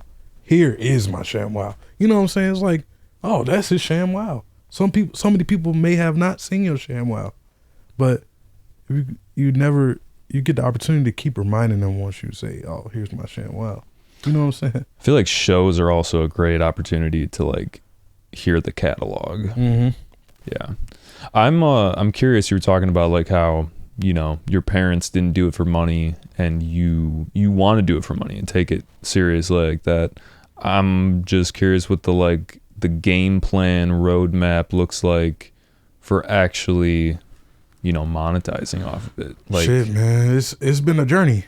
Shit, but music paid my rent this month. You know what I'm saying? Yeah. Like, so I feel like I'm getting there. And what's like I guess a more basic question would be like, what's like the highest yielding revenue stream when it comes to music? Like, what have you found is, you know, sync licensing contracts. Sync? Yeah, sync. But I know if you ask somebody else, they may say touring. You know, I haven't got there yet, but it's coming. Yeah, for you. Yeah, like yeah. everyone's got a different. Maybe it's merch for someone. Yeah, sync deals, contracts, licensing agreements, stuff like that. How do you go about establishing that? Do you work with a sync licensing guy? Do you have a catalog? I work with a girl. Her name is Melissa. She owns a company called Groove Garden. She works with Smino and Monty Booker. Linked up with her, and she said, "Send me some songs." I sent her reasons, and she shopped it out to the Shy. They didn't want it. South Side, they were about to take it, but the show got canceled, and then Bel Air picked it up. And they you know, when you get on TV, they offering a minimum of $15,000 to license your song. Wow. So I was like, hell That's yeah. some serious money right Hell there. yeah. Yeah. So I was like, shit, hell yeah, we finna do this. So I think that's one of the biggest things so far. And just recently I just had a damn Instagram reel I made. They want to use the song. It's not even a song that's on DSPs. They just want to use the song from the reel at the Video Game Awards. So they just hit me up to license the song for 45 days. I made that money. Hell yeah, dude. Are you a gamer? Does that feel good to get Hell that yeah, in the gamer's hands? I've been gaming since I came out with a controller. Since they had a joystick. Yeah. What do you play? Man, I play fighters. Like I play Dragon Ball Fighters. I love fighting games. Dude, fucking Budokai back in the day. That was the shit. I love that. Dragon Ball. Dragon Ball to this day. I still advocate. Still got shit around my room. I still got my action figures when I was a little kid. Like, I love shooting games. I used to be a Call of Duty head every now and then. A little weird, obscure Call of Duties. Like, people say, like, Modern Warfare. No, I was playing Advanced Warfare. You know, I was playing World War II. I was playing a little other shit. Black Ops, you know. Black Ops was fire. Yeah. And, so I play, I don't really like role-playing games, but I like fighting and, I like RPGs I hate the games where you gotta take turns to beat somebody's ass. I'm like, yeah, bro, you want to get in and kill it, you know? Like, I feel the same way, yeah, no, totally. That's why I never get into Pokemon for real. I get into Pokemon unless it was just the Pokemon, no people. I hate the people made it boring for me. And so like Pokemon Stadium, it's Pokemon Stadium 2, shit like that. Dude, Pokemon Stadium, the mini games? Yeah. The lick-a-tongue game? Yeah, the little spin top game. Yeah. You had to knock the people off the platform, and the egg one, when you had to catch the eggs and shit. Or the one where you race the Rat-a-tats. Yeah, bro. Dude. That was a shit. Yeah. So, yeah. Or the Dig Dug one? Yeah, or not Dig Dug, what am I fucking saying? Diglett. Yeah. Yeah. Maybe there was a Doug trio in there. Yeah. I don't know. It used to be my shit, man. Yeah. No, that was a good game.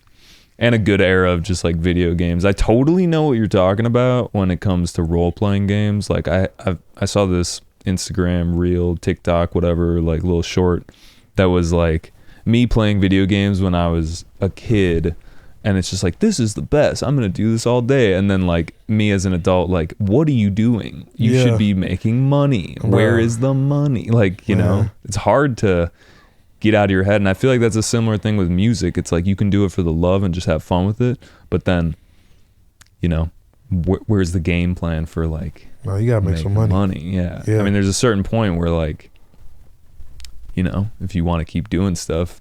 Hell yeah, especially when you get older. When you start to get older. I've been doing this shit for 10 years. So I'm like, man, I gotta start making bread off this. So it's like really being organized, like same way you would be if you was in school and you was getting that one period of time where you was getting straight A's. Maybe it was the whole time, but you was organized. You know what I'm saying? Organization, you think, is the key? I think so too. For me, for sure. When I start feeling like I don't even know which direction I'm going, it's because I'm disorganized. Mm-hmm. Yeah, for sure. Let's start with little shit. Clean your room. You know, take a shower. Are you a believer in the make your bed first thing in the morning? Do not start my day on the internet. No? Dude, that's been a thing for me where I like have been telling myself I should do that, but I'll get up and check like something. Mm-hmm. Because I'm just sitting there. That's okay sometimes, but if you searching the web with intention, that's cool. Like Googling. I mean, shit. Googling too, but like also feeling the social listening is important, especially when you a business and you need to figure out what it's like. It's kind of like, you know, checking what's going on socially. So it's not everything got to be so predetermined. Sometimes, right now is the right time. You know what I'm saying? Like, oh, you see what's going on in the social climate. This will fuck shit people up.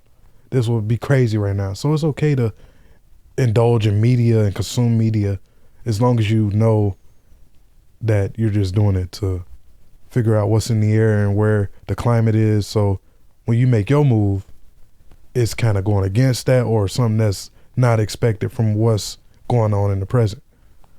Yeah, because if you just did everything based on like things you wanted to do, you might not be hitting the mark, or or if you just super schedule everything. Exactly. Too organized. Yeah. Where it's like we were like, let's just say we recorded this podcast and then waited like a month or so, and then at that point it's like maybe we talked about something that's not even relevant anymore. Something like that. It's okay to consume media, and sometimes it's okay to wake up. Sometimes I do wake up. First thing I do is on my phone. But I do make sure I leave the house. That's the first thing I do. Do you have any like routines? So you said you get up and you leave the house. Do you go on a walk? What do you do? Even if it's shitty outside? Like the other week, it was like -20. I was outside. Mr. Freeze don't get cold. Cold-blooded. You feel me? Yeah. Hell yeah. So one of the things you do is get up and like take a walk. Yeah, I just got to smell outside. Are you on that, like, I'm a big like not what is it, like just health facts and shit, like I'm always checking up on things that people are saying are good for you, like getting sunlight in your eyes in the morning. Like do you indulge in that? Hell yeah. It really started when I went to Najee house. Najee, cold ass producer, part of Soulection, singer, songwriter, cold as hell. Went out to his crib once, and he lived over in Pennsylvania. Went to his crib, and I feel like that going to his house was like the first time I saw the actual practice of self-care. Like the benefits of it. Yeah. And seeing him doing it, so you were seeing his practice. Saw his routine, saw how organized things were. He's writing things down. Usually, you know, you try to keep shit in your head. It's good to write things down, because when you write things down, you, even for a brief moment, when you're writing down your goals, and you start to realize what it will feel like to achieve this shit. Even at that moment, you felt that. You straighten your posture a little bit. You know, you want to be that shit. You know, this is what I want to be. And you kind of tap into what that feel like. And like, it make you realize you don't have to wait till XYZ lines up to be who you want to be. You could be who you want to be now. You just got to feel those things that you want to go after. You know what I'm saying? And really walk in those shoes. Are there things that throw you off? Like, cause I'll be going good. I'll have my shit organized, and then somehow, without even realizing it, I'll be like, oh wait, what? I'm like, I kind of got lost again. Shit, bad relationships. Man, got to get out of those. Like even with friends, people, all that shit. That shit'll throw you off, dog. That shit'll. If you don't got the right people around you, if you ain't communicating effectively in your relationships, if you ain't even business, you ain't communicating, if you see something and you see A to Z, but you're not letting other people know around you that needs to know what A to Z looks like, y'all not on the same page, that could throw you off. Like making sure everything is straightforward, no passive aggressiveness, none of that shit. Get rid of all that, even with yourself. Be organized and clear cut, so you know what you need to do. Yeah. No, I feel that for sure. That's real. Yo, I gotta pee really quick. I'm sorry. We're just gonna keep this rolling, but I gotta pee too. You gotta pee? Okay. You can go first if you want. All right, bet. Yeah. Figure we just get back into it. Go. So yeah, we took a little pee break real quick. Made me think about something that I wanted to ask you, which was who are some inspirations right now that like you're vibing with? Like some people maybe you look up to that you're just like, wow, you're doing the thing right.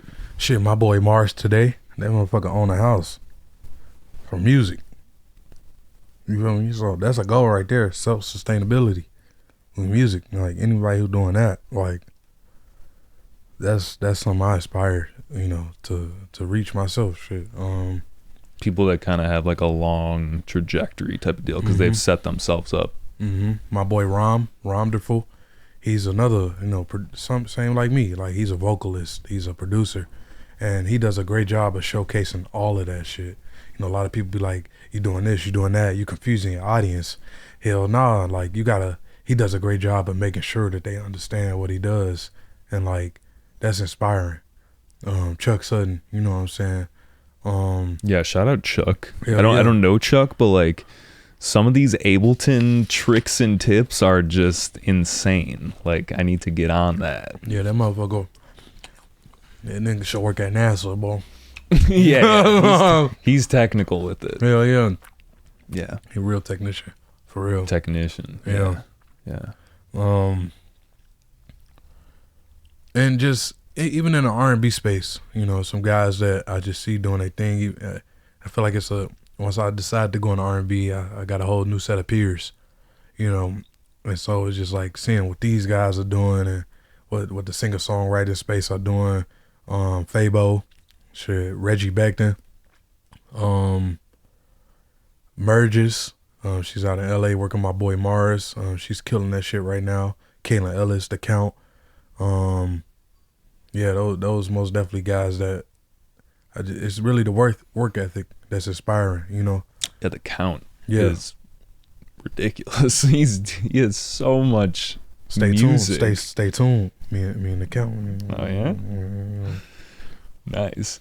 What before we got into this, I really want to get into like the game plan, and maybe we can like actually just listen to a track first, but after that I kind of want to get into like 2024 game plan blitz year. It is the year of the blitz. Yeah. That's what we were saying. So like kind of want to just hear a little bit about like your methodology and see that. But before we get into that, let's listen to Poison, I think, because you just dropped that. Yeah. Like as of recently of when this episode was recorded. So let's listen to that real quick, and then we can talk about that, and then I want to hear about your game plan.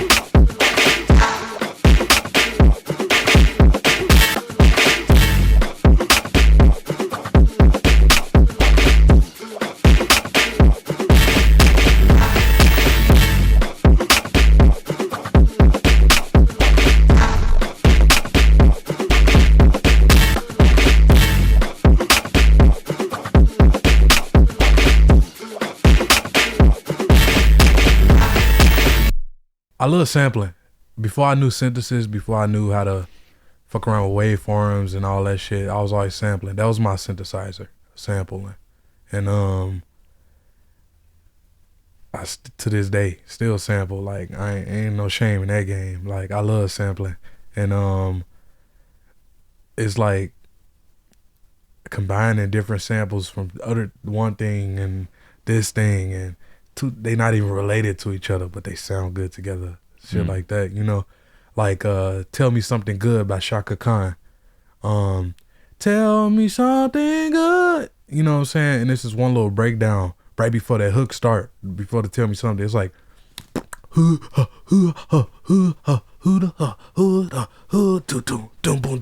tell me something good. But that little breathing part, that part had energy. Yeah. Yeah. And I was like, damn, that shit hard. And then I was like, the little Poison part, I just combined them That's together. A fill too. Yeah. So I was like, damn, and just always keeping Patrice's joint, the song I'm talking about. Could you play that? Yeah, who's that by? You can just type in Patrice. Oh wait, I don't even have my keyboard here. Anyway, we'll yeah. I'll like find it, but No, or that's go find if it. you look up Patrice's joint, bro. Who's it by? I Am Nobody, I think. Okay. Yeah. But that's a classic.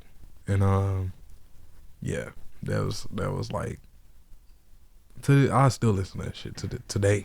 I like the idea of taking like one little loop of, you know, a more famous song, and then I mean obviously it's like the classic sampling, but this is like, you know what the sample is. Yeah. Like it's not like trying to be hidden. So, but then you're just making a beat out of it, which could just go off like on some rap shit. Yeah. It's fun, bro. I was just want to always make sure I'm having fun with music, because sometimes like I've had moments where it wasn't, you know, when I was trying to so focus, so tunnel vision on Making it work type of deal. certain results, and I just Yeah. realize I start putting myself in a box, trying to do XYZ. For this track, did you have a vision for like where it could land? Is it like a TikTok song? Like, is it like Hell nah, no? I just knew that shit was bumping. I was Yeah. like, you know what I'm saying? I'm in the mood to make something. And I wasn't even thinking about it. My brain just went on like in mode. I just knew I wanted to make that. Like I had a clear vision of what it sounded like before I even opened up FL Studio. It was like that. And I was just like, shit, let me just do it. And then I did it. And Is this like a pretty recent song, like that you just put together real quick and put out, or yeah? yeah, I just knew I wanted, cause it's certain songs I hear, I'm like, damn, I remember that part. And this is me like looking back into that archive and be like, take this, and then just make this like that. And I knew exactly how I wanted it to sound. Yeah. And it's like, that's when you know you got something. When you in the intention, like if you got intention, and when you make something with intention, it's transparent. When other people hear it, it's potent. You know what I'm saying? Like it's like it's like a picture. You know, you take a screenshot of that moment, and if that picture has something that was super intentional, or the sound, it's gonna, when people hear it, they go hear the same thing. You know what I'm saying? Yeah, because like a million people could remix Poison, but you had an intention behind it. Yeah. Besides that, was just like, oh, this could go viral, or Yeah, I wouldn't even think about that. I wouldn't even go put it online. I just wanted to make it. You know, I just wanted to hear it for myself. And I was like, shit. And then I talked to my boy Mars. He started talking about content and how he kind of described me as a unicorn in the like the space, how I can do X, Y, Z. I could film my own shit. I could edit my own shit. I can make the beats. I record. I engineer all my own stuff. So it's like, what are you waiting on? I was like, damn, what am I waiting on? So I had a call with him. 10 minutes after the call, I started recording the reel. So I gotta do this shit. You know what I'm saying? And had the perfect beat, and I saw the reel in my head before I, like the timeline of it, Yeah. like how it, Yeah. like the zoom shots the and stuff. looking Go check and out all go check out his page and go check out the reels, because they go off. They add to it. It's like you grooving in there. yeah. And I was like, damn, let me just show who I am. Which is what you were probably doing when you were making it. you Yeah, I know? don't want to be no super serious ass Jeremiah looking ass, you know, this is how I don't smile. You know what I'm saying? Like, I'm goofy, you know what I'm saying? You can be versatile. You can have multifaceted like things about you, you know? And that's okay to own all that.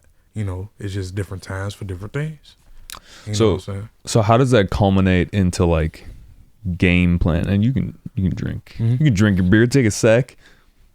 How does that kind of like culminate into the game plan of it all? Because, you know, that was just a spontaneous thing, and then, you know, you can decide what to do with that later. I feel like that's how a lot of people work, at least. But yeah, like what is the game plan for 2024?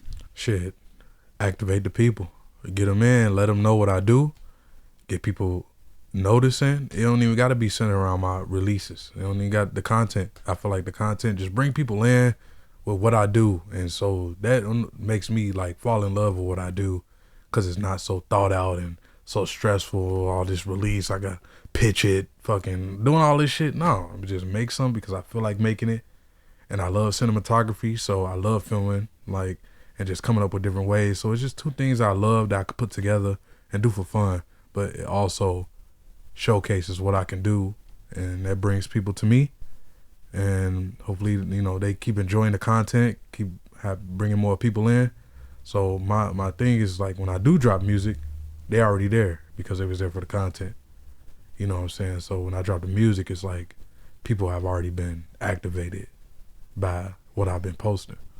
So what's like a goal in mind? Do you have any goals? What's like a dream? Shit, I want a dream come true. One of them damn billboards in Times Square, the little Spotify billboards with your face on it. Hell like, yeah, I always wanted that shit. Even the BET Awards, any awards show, shit.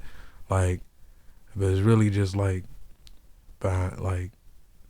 just really keep making my parents proud, man. Like, my parents recently just been telling me that how proud they are of me, and that shit just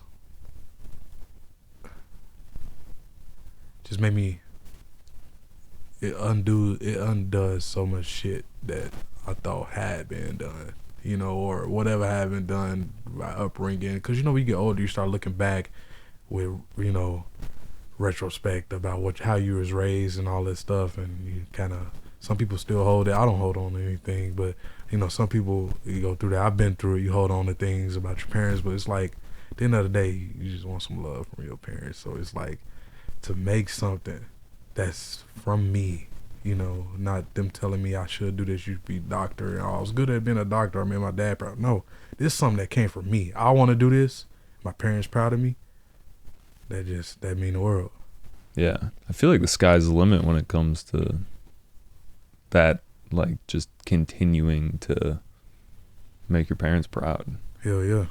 Yeah, I mean, there's really like no limit. You can go to space and they're like, we're still proud. Hell yeah. Yeah. So it's like, you know, my parents are old school, so a lot of shit ain't palatable to them. So when I can make something that I fuck with and they fuck with, I'm like, oh shit, I got some, you know what I'm saying? So I got some songs that's coming out now, like, my parents love that shit.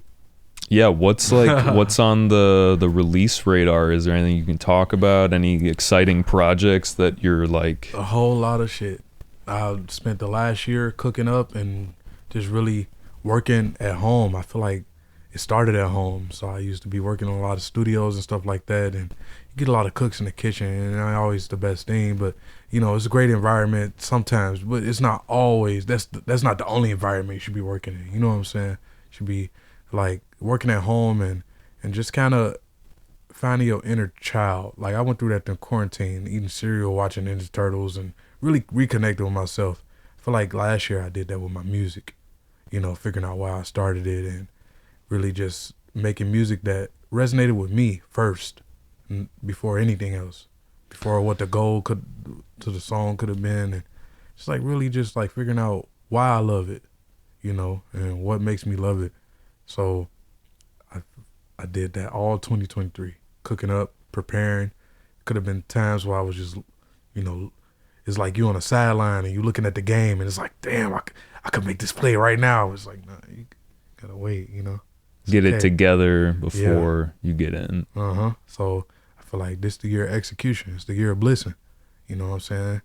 Like, you know, you familiar with football. NFL Blitz. Yeah, sometimes you just gotta say, fuck that one responsibility out there. We finna send some extra guys to the quarterback. We finna go with the source. We finna go right after that shit. We blitzing. Yeah, like, you know, just go straight forward with it. Or just like introduce some chaos into it. Like, just go at it. Yeah. Just reminds me of you ever watch that show Smart Guy? Hell yeah. Dude, Smart Guy's good. But I remember there's this episode where he's playing against a computer in chess. Yeah, I remember that shit. And the way he beats the computer is that he like makes kind of irrational, erratic moves, and the computer like can't follow him. So sometimes you got to introduce a little bit of that chaos. Yeah, and that's why it's good to, you know, what's going on. It's good. Yeah. So do you have like a proper release schedule, or is it like? Oh yeah, I got a release. Okay, you got schedule. some. Yeah, so okay. I've been working on it's a lot of music. I love rolling out. I love rolling out music. I love the experience that come with. J.J. Abrams, my favorite director. He made Cloverfield. He made Mission Impossible, and just the way he markets his movies. Like, I remember seeing Cloverfield in the trailer for the theaters. I love that movie. Mm-hmm. But Great movie. you were saying the role. Some people didn't like it because it was too like amazing movie. Hand cam. Nah, bro, like, it was an event. When that movie came out, it was an event. You remember, like, damn, I remember when Cloverfield came out because motherfuckers was going on the secret website to see what the fucking meteor at the end. Sorry, spoiler. The meteor at the end, like the backstory too. The like backstory. Dude, wasn't the backstory? Sorry, not to cut you, but wasn't it like that there was like some company that was referenced or something? Yeah, it was like a they company. were like dumping sludge. It was like a smoothie company or something like that. Yeah, they were dumping sludge into the ocean and shit. It created like a Godzilla looking. Yeah, but they didn't talk about that shit. They in the didn't movie say at that. all. No, yeah. But you had to figure it out because that one little thing in the trailer that made you go to the website, that made you go to the clicking around and find the secret thing that's actually clickable on the website to open up these folders. And it's like, this is an event. You know what I'm saying? It's like, damn, like, all right, that's what I achieve. That's what I want to achieve. You know? Yeah. I remember when Harry dropped this because the lore. I had to do this. The lore building, the world building. That's way more important than the song. That's way more important than the music. Like, what world, how does this relate to what you're doing? How does this relate to the story you're trying to tell? Like, what is the story you're trying to tell? You know, it could be the best song in the fucking world. But if people don't got nothing to attach themselves, nothing tangible to really be like, damn, like, this is a part of my life. Then when, like, it's like, you know, it's time to just sit on that sometimes. Yeah, until you can figure out kind of how it fits in your story, in your lore. I love lore building. I love storytelling. Well, because sometimes you don't even know. Like, you'll make something, or at least for me, like, I'll make something, and like I had this whole idea. Like, I made a whole EP about sampling like 60s, like what was it, like there was like this whole era of like exotic music, which was from like Hawaii type of music. I'm forgetting the name for it, but that, like, for me, I was like, why am I interested in this? And it wasn't until recently I was watching like some SpongeBob and realizing like how much of that type of like loungy music was in there that I was just subliminally like picking up on, and then all of a sudden I'm making something about it. And it took me like a while to realize kind of where that came from. And now that I know more about like why I like it, it gives me something to stand on to, you know, make it special to release. So I don't know if that's, we'll see. Some of those tracks got released. Anyway, this is not a podcast about myself. I'm just trying to relate it to like, sometimes you don't know your story until years later why it fit. And that's okay that's why it's good to live life sometimes and take that year to prepare, or even figure out what type of story you want to tell. Sometimes, like, if you keep putting out let's say you're consistent as hell and you're putting out things that you've been through, and it's like, damn, well, what have you caught up on everything you've been through? It's like, you know, you gotta live some life a little bit to figure out what else you want to say. You know what I'm saying? It's okay to do that. Yeah, for sure. No, it is. But that's not the timeline that we're on with you. You're ready to go. Yeah, I'm ready to go. Yeah, hell yeah, man. Hell yeah. What's I mean, is there any specific details that you can Well, I know I got tagged in a blog earlier this year about most people who need to drop a project in 2024, and I could say that it's coming. Okay. Long form, short form? Well, no, I'm about to smack some people over the head. Okay. We don't have to get into it. I'm most definitely I'm so tapped in, bro, with all types of things, even if it's not my fancy. I just got to be tapped in with culture and media, the weird corners of the internet. What side of YouTube is this? I'm there. Like, and you're super tapped in Chicago too. Like, in terms of just like on a person to person level, like, you know a lot of people at this point, and it's taken like years. You said 10 years that you've been making music. So yeah. So, it just takes time, man. It's like there's eager producers out there that it's like, and it happens for them sometimes. You know what I'm saying? You get that person who who kind of just fucking do that shit and the thought come later. You know what I'm saying? And they had a moment, but I feel like when you thinking about the longevity, you don't have to, but it's good to, like, make sure all your eggs in the basket.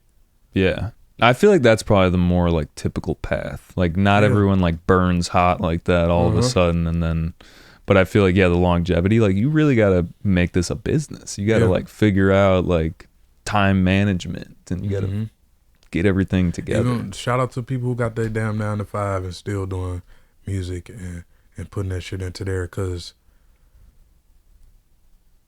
you know, some of these 9 to 5s want you to drink the Kool-Aid. They want you to eat, live, breathe, and shit whatever they work, whatever the job is. And it's like the people who still get off and like, damn, I only got 8 hours to go to sleep and wake up before I go to work. This music's still getting done. You know what I'm saying? I'm gonna be tired at work tomorrow. Cool. Be tired at work. Like, it's just like, shout out to people who make those sacrifices. Those are the sacrifices that people talk about when it comes to your craft and shit. But I think even more of the sacrifices is conquering the anxiety that comes with all this shit. Like, yeah.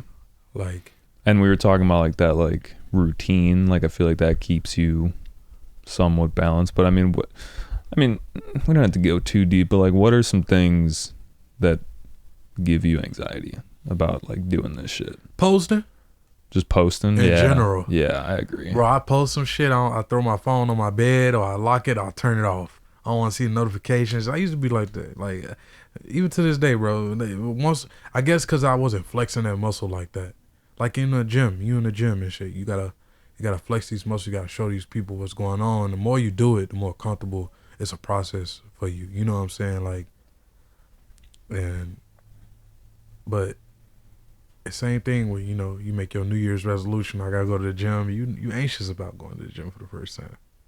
You know what I'm saying? But once you've gone and you kept going and now you a month in, it's like you don't even think about it. Like, you just go. That's what you do. Same with releasing music or dropping content or putting yourself out there on camera or anything like that. I think it all starts when you decide to start it. Like, momentum only starts when you decide to start your momentum. Like, you could wait for the perfect moment, all that, and then maybe waiting doesn't bring you results, and you could have some damn existential crisis about just watching the world pass you by, and you just been here sitting on your songs, and it's like, what is that moment you waiting for? You like, that's where the over preparation comes. You know what I'm saying? It's like sometimes you just gotta take your ass outside and just figure out shit step by step, you know? Yeah, otherwise you become a prepper. Yeah. Like, that's a funny concept, is like a prepper who's like waiting for doomsday, just music producers prepping for like a non-existent release. Yeah, waiting for this damn meteorite to crash from the damn... So no one can hear your music. Yeah, it's like, man, you preparing for... You waiting for this perfect, opportune, 1 in a million chance. Don't wait for it. Make it happen. Yeah, and when you put stuff out, I mean, some of this stuff is going to sound like basic, but like when you put stuff out, you get feedback inevitably. Like, someone's going to say some shit that you're like, oh, I didn't even think about that. Yeah. And then you're on a different level. Even if it's good or bad or whatever, you're kind of like, you got something. Yeah, and to you go put it out, off you of. got to get that chance. Like, the more you push it out, it's like throwing darts. The more darts you throw, the more chance you get to hit a bullseye. Like, but if you only throwing 1 dart a year, well, it's gonna be a long ass time. Yeah. For your ass to hit that motherfucking bullseye. You know what I'm saying? So it's all a practice and understanding shit. Usually I'd be like, for me, choice paralysis, right? That come up a lot. Like, damn, what order should I drop this? Should I drop this first or drop this second?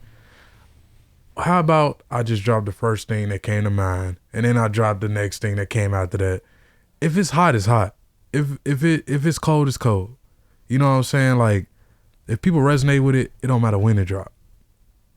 It's drop and it's out there, and if it's good, it's good, and people go fucking do what they do to it.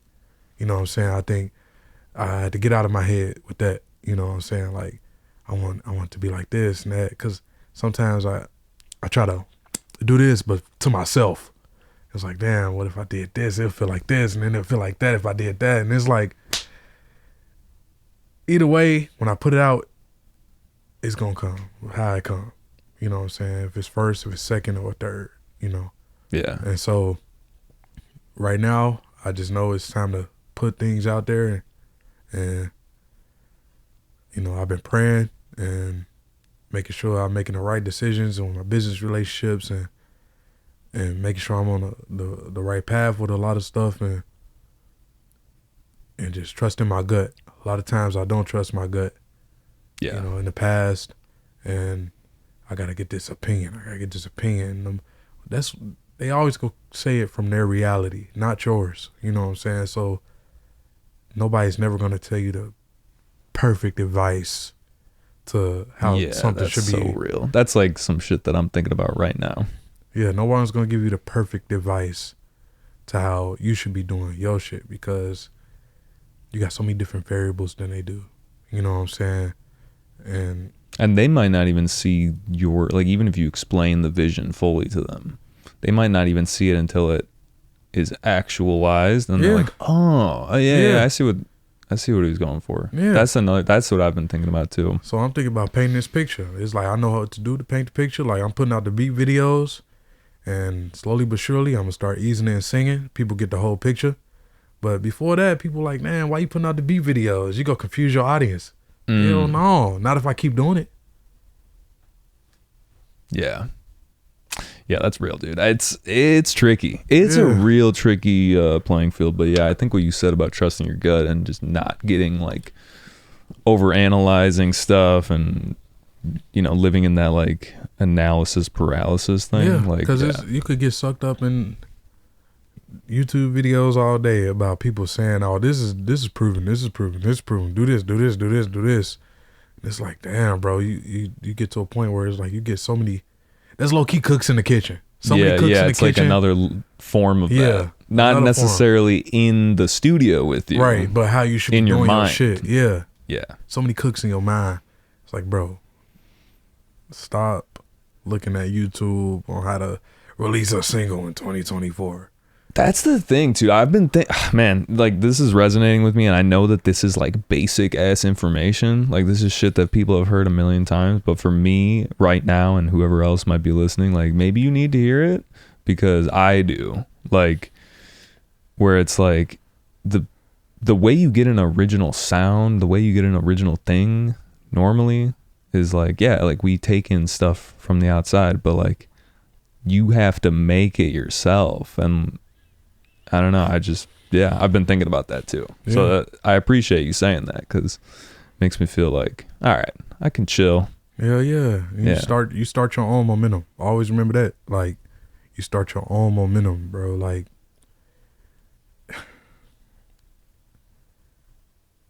if I sat up in my crib and was waiting for the day my shit got on Soulection, I'd have been waiting forever. Yeah. But when I decided to actually get my ass up and just set the camera on the tripod and keep doing these shots and getting different angles and shit, that's what started the momentum. What not like, you know what I'm saying? That's what started like things. Me deciding to get up for myself, not these external factors. That should have come. But it start with you and you believing in it. And that belief will be captured while you're doing it. So when people hear it, it's played back to the people. They hear the belief. Yeah. Hell yeah. I agree, man. Not to get too preachy on people listening, but sometimes if this is some information you know, sometimes you just gotta hear it again. Yeah. But I wanna, we've been going for a while. I wanna do a little wrap up. We always do a fun wrap up question, and that is, we talked about your first concert, but what was your like all time best concert that you've been to? That you saw? Seeing the Kid Cudi concert for the first time and seeing how people were singing his back catalog, because I only knew the hits. And when seeing people, they was arms around each other, swinging side to side, crying, screaming that shit. It's like, damn. People love Cudi. Like, they love the fact that, you know, he'll talk about whatever he's feeling because he's authentic, you know. That's the thing I think people like the most about him. But there's some hardcore Cudi fans. I haven't dove too deep. Mm-hmm. So I think it's always important to showcase who you are. Some people move in mystique and all that shit. They get you so far, honestly. I like that. I like people that do that because it keeps you on your toes. It keeps people on their toes, and it like is interesting because you want to know more. But there is a level of mystique where it's like, bro, I can't even follow this. But yeah. Yep. Word. So Cudi. Okay. Mm-hmm. Where was that? United Center. Nice. I think the best show that I've done was we can go into that. The damn Jordan Ward show at Reggie's, sold out. That shit was cracking. What was special about that? It was fucking. I got to meet Jordan Ward, and it was sold out. It's like 500 people. And I'm just like, damn. I gotta show what the fuck I got, you know. And I was preparing more than I ever prepared for any show, and cause I knew about it in advance. So it's like, damn, we got to be ready for this. I was at Classic Studios during the lockdown. They gave me the whole week to just live in the studio and work on my project. And same week, oh, you doing a Jordan Ward show? I'm like, shit. So I had to make sure it was the best show I ever got. You know, Jordan Ward on the up and up right now. Shout out Jordan Ward, amazing project, forward. Go listen to that shit. And I was like, man, like, I'm here. It kind of got rid of my imposter syndrome a little bit, you know. It ain't never gonna be one thing to get rid of it, but it's been a process, you know.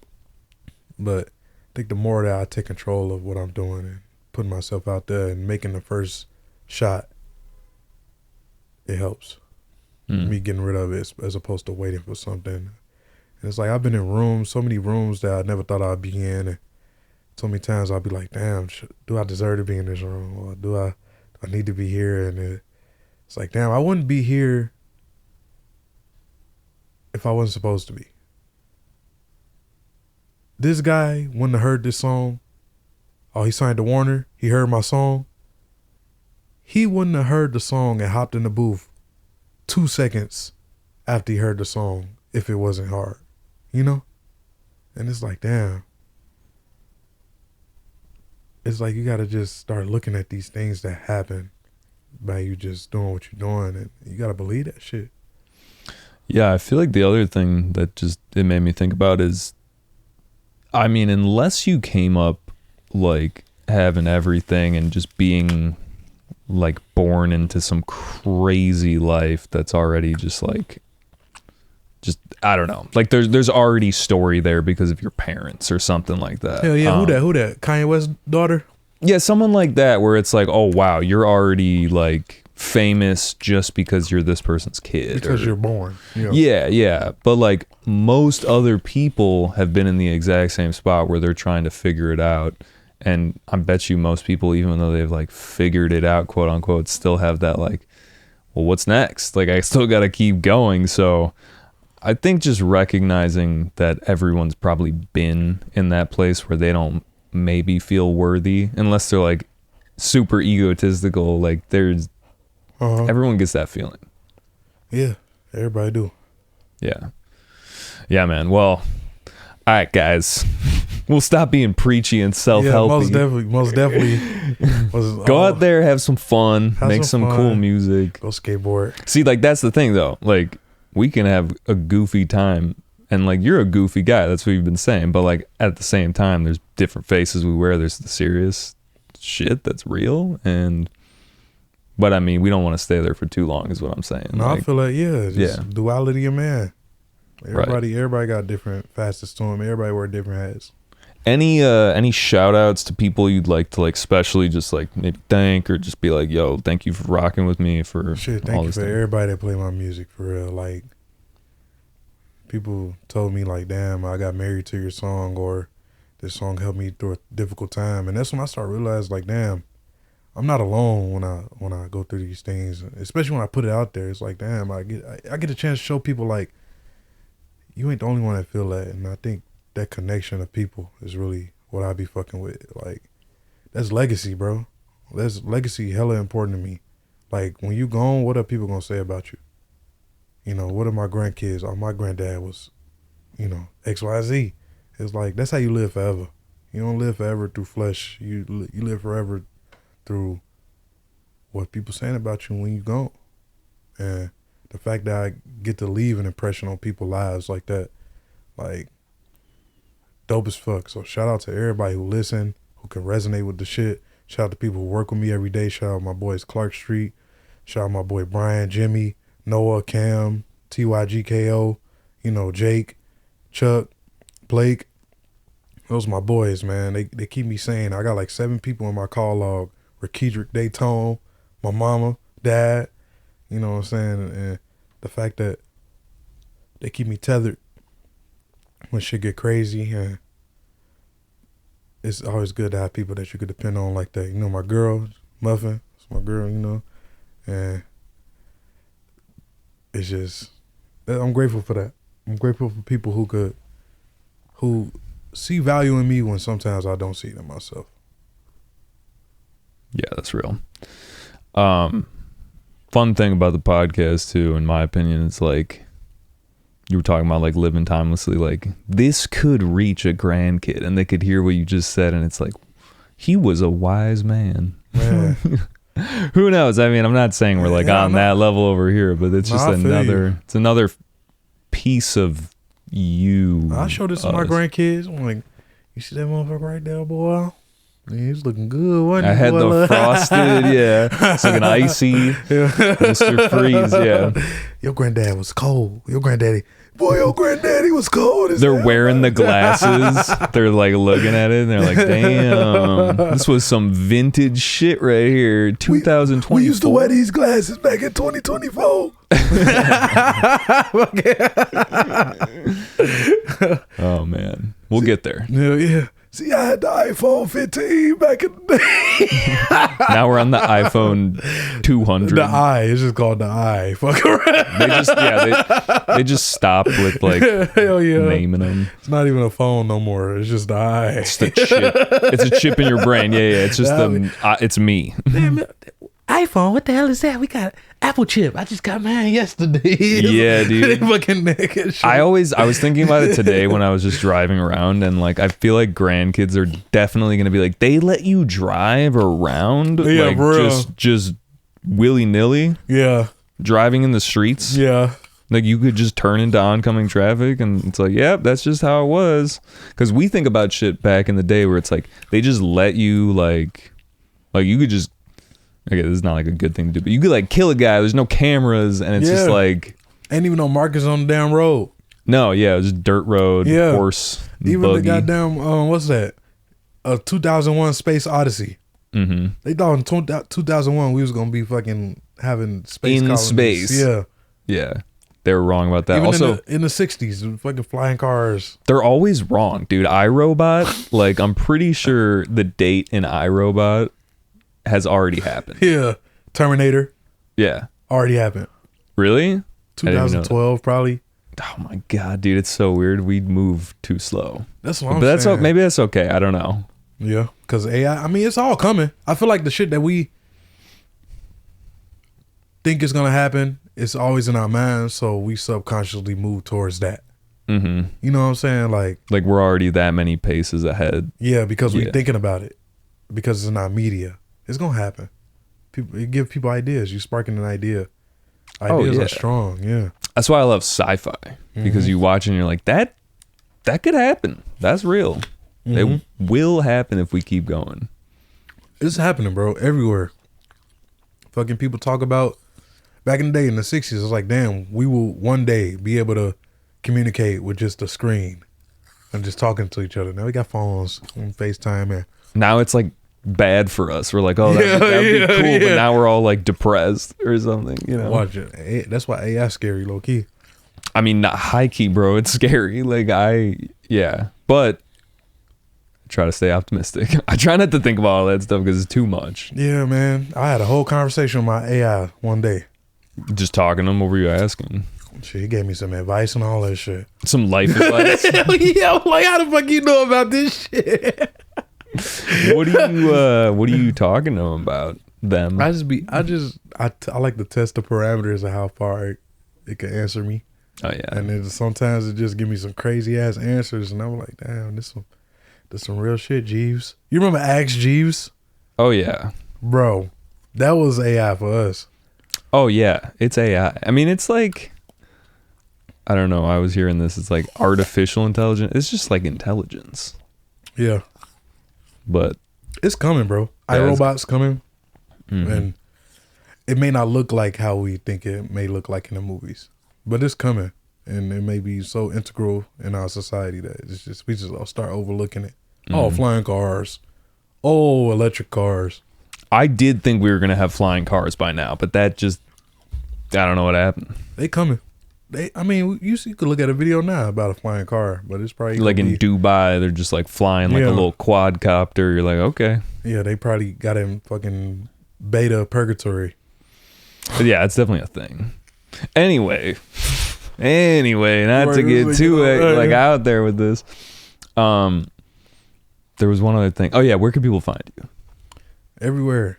Spotify, Apple Music, Instagram at Hey, HEY, Harry, it's 4 letters, HXRY.